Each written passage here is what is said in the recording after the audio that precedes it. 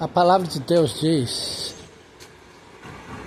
em 1 Pedro, capítulo 3, dos versículos 18 ao 22, porque também Cristo padeceu uma vez pelos pecados, o justo pelos injustos, para levar-nos a Deus mortificado, na verdade na carne, mas vivificado pelo Espírito, no qual também foi e pregou os espíritos em prisão, os quais no outro tempo foram rebeldes, quando a longanimidade de Deus esperava nos dias de Noé, enquanto se preparava a arca na qual poucas, isto é, 8 almas, ou seja, Noé, a sua esposa, os seus 3 filhos, as suas 3 noras se salvaram pela água, que também, como uma verdadeira figura, agora vos salva batismo,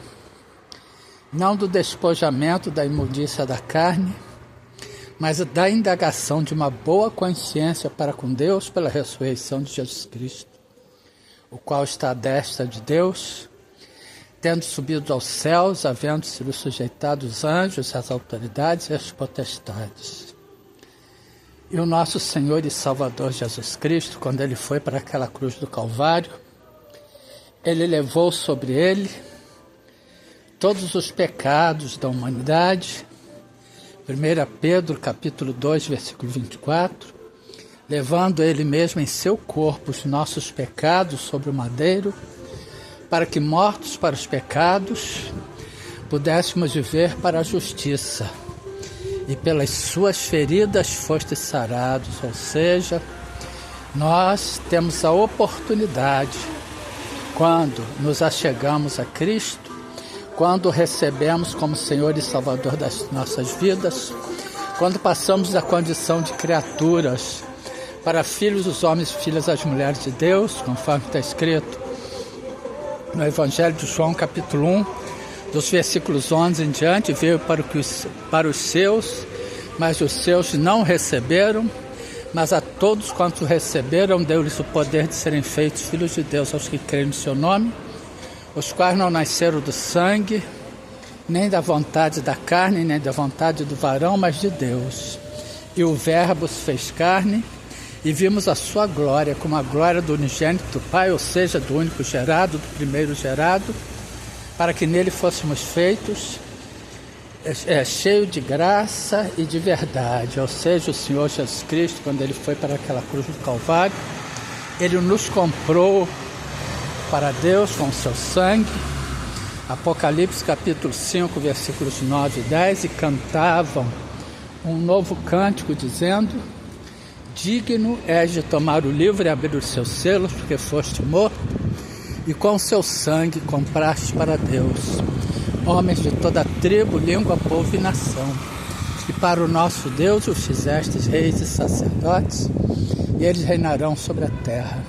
E o requisito, e o pré-requisito para nós recebermos esta libertação, este perdão dos pecados, é receber e confessar o Senhor Jesus Cristo como Senhor e Salvador das nossas vidas e andarmos em novidade de vida, segundo aos Coríntios, capítulo 5, versículos 17 em diante. Assim que se alguém está em Cristo, nova criatura é. As coisas velhas já passaram, eis que tudo se fez novo. E tudo isto provém de Deus, que nos reconciliou consigo mesmo por Jesus Cristo e nos deu o ministério da reconciliação. Isto é, Deus estava em Cristo, reconciliando consigo o mundo, não lhes imputando seus pecados, e pôs em nós a palavra da reconciliação, de sorte que somos embaixadores da parte de Cristo, como se Deus por nós rogasse, rogamos por da parte de Cristo, que vos reconcilieis com Deus. Aquele que não conheceu o pecado, o Senhor Deus e Pai, o fez pecado por nós, fez o Senhor Jesus Cristo pecado por nós, para que nele fôssemos feitos justiça de Deus. Através do sangue de Jesus, nós somos justificados de todos os pecados. nós somos inocentados. Quem recebeu e confessou o Senhor Jesus Cristo como Senhor e Salvador das suas vidas é inocentado de todos os pecados, passa a viver pela fé. Hebreus capítulo 10, versículo 38. Mas o justo, o meu justo, viverá da fé, e se ele recuar, a minha alma não tem prazer nele, ou não se compraz dele. E o que é a fé?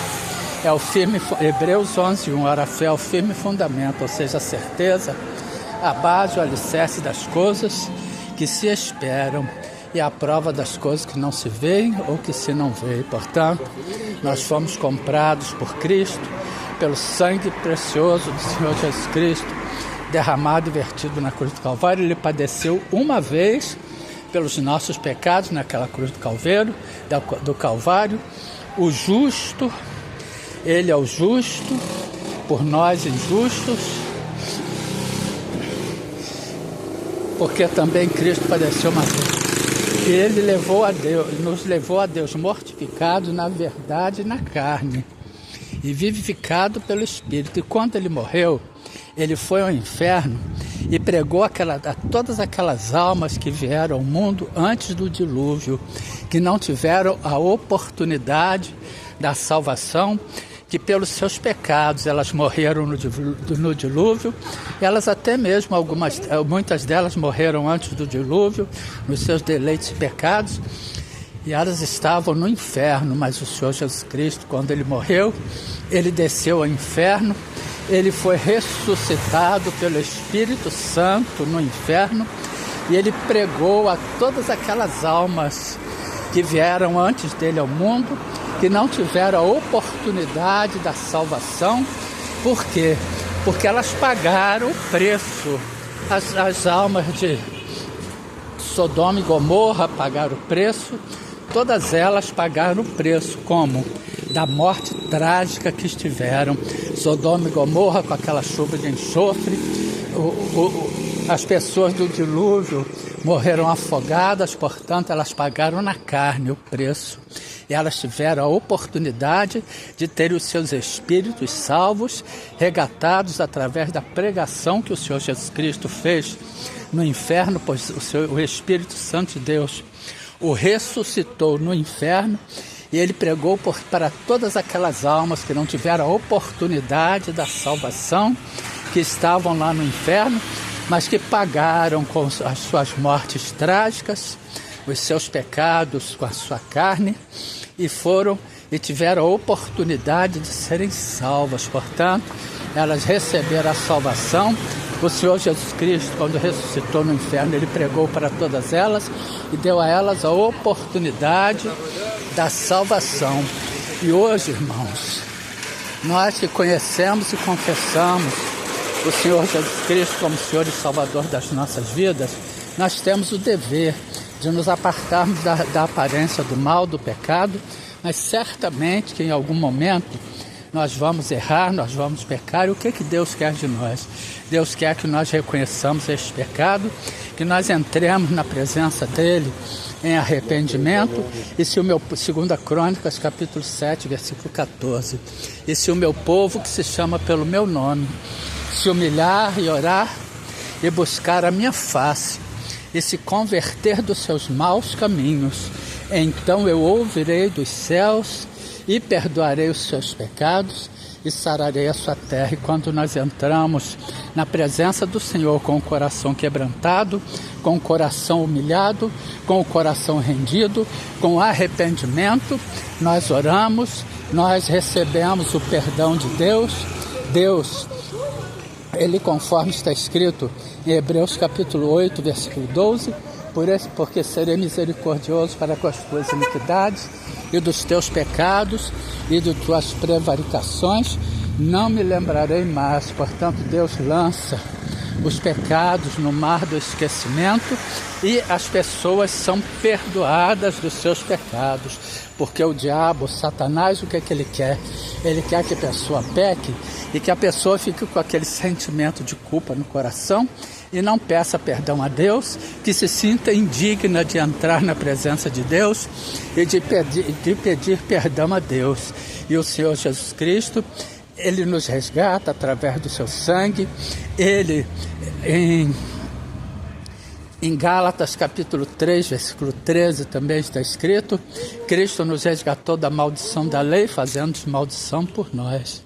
Porque está escrito: maldito todo aquele que for pendurado no madeiro, para que a bênção de Abraão chegasse aos gentios por Jesus Cristo, e para que pela fé nós recebamos a promessa do Espírito. Portanto, Cristo nos comprou com o seu sangue, e nós, pela nossa fé, nós podemos entrar na presença de Deus, nós podemos entrar no Santo dos Santos, pois o véu já foi rasgado. Nós temos contato direto com o Pai, nós temos um advogado nos céus, que é o Senhor Jesus Cristo, que é o nosso advogado de defesa. E conforme está escrito em 1 Coríntios, em Isaías capítulo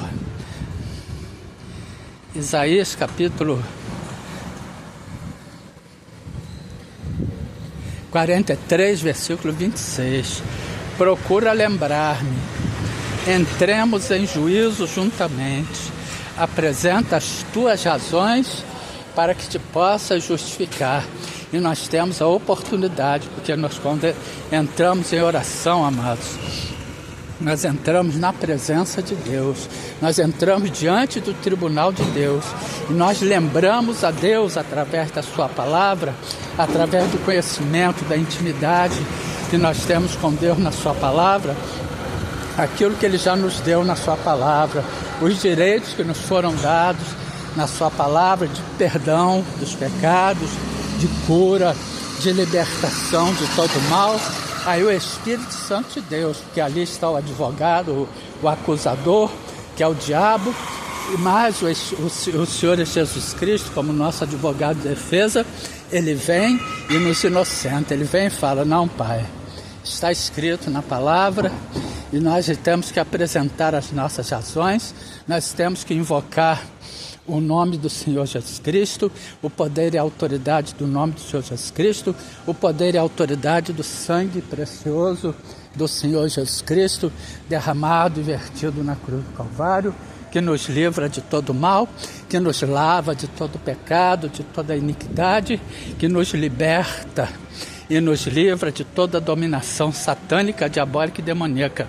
Porque o tribunal de Deus, irmãos, o tribunal dos homens aqui deste mundo, é uma cópia imperfeita do tribunal de Deus. Não que o homem seja mau, não que o juiz, nós não estamos falando que o juiz, que os integrantes do tribunal dos homens sejam pessoas de má índole, não.